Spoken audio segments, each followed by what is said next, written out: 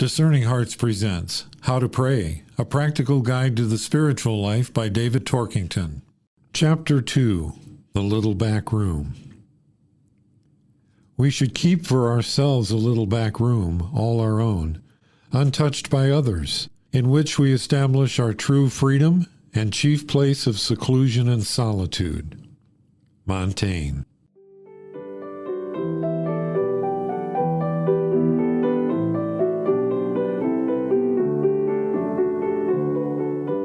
True freedom does not mean to be free from, but to be free for the most important thing in our lives, which is to love and to experience being loved.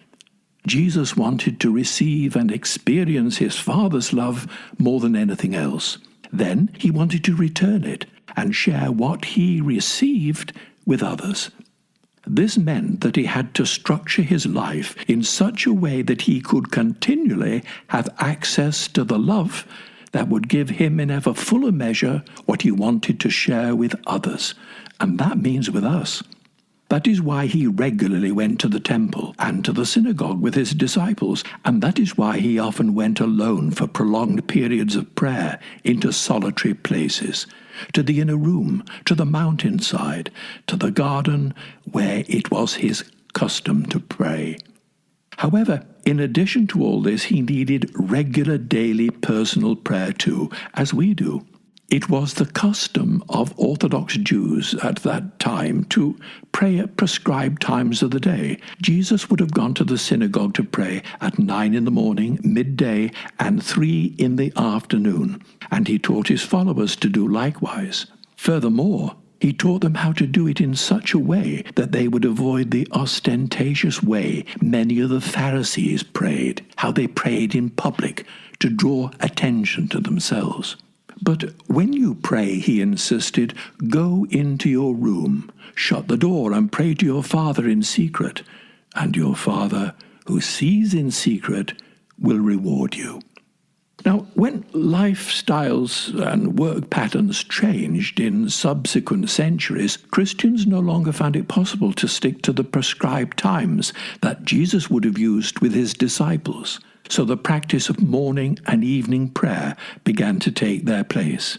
Sadly, in recent years, they seem to be disappearing too, like grace before and after meals, which are all too often eaten on a tray in front of the television.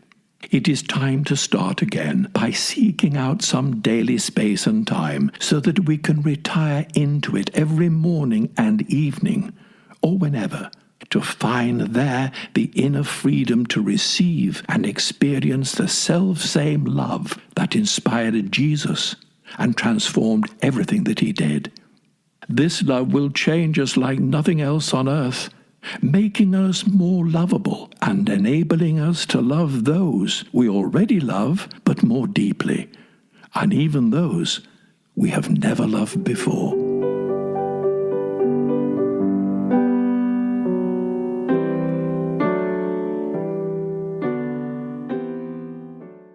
You've been listening to David Torkington and How to Pray, a Practical Guide to the Spiritual Life.